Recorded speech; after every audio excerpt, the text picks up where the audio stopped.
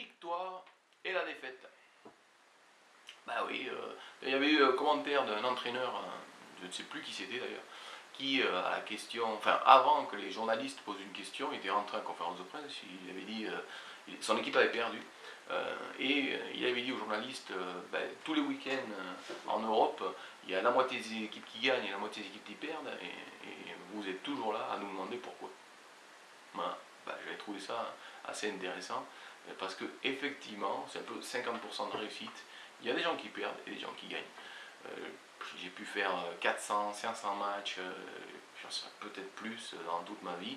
Combien j'en ai gagné, combien j'en ai perdu, j'en ai absolument aucune idée. Peut-être j'ai gagné plus que j'ai perdu, mais je ne peux absolument pas dire le décompte. C'est vrai que la victoire c'est important, on joue pour gagner, parce que sinon on ne jouerait pas. Mais on peut jouer pour gagner et perdre tant qu'on a donné notre maximum, mais qu'on a donné notre maximum en fait. Si on a perdu, ça veut dire que l'adversaire sur ce match-là nous était supérieur.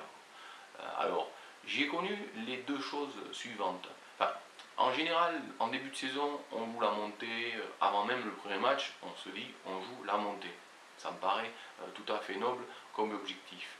J'ai connu des premières parties de saison où on était quasiment invaincu et on se disait, oui, on va jouer la montée.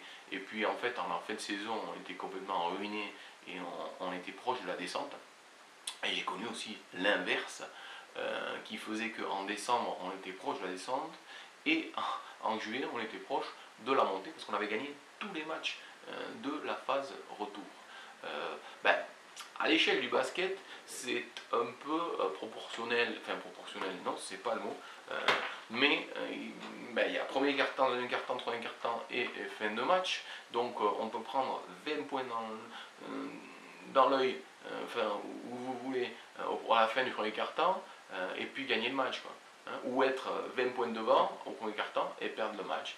Bon, faut jouer le match jusqu'au bout et la saison jusqu'au bout, sans forcément tirer de plan un petit peu sur la comète, dire voilà, avant même le début du premier match, on va jouer la montée, et avant même la fin de la moitié de la saison, on va essayer de ne pas descendre.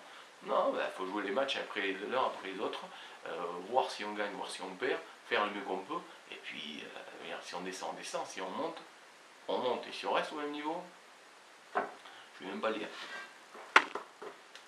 La victoire est en nous, ouais, la défaite aussi.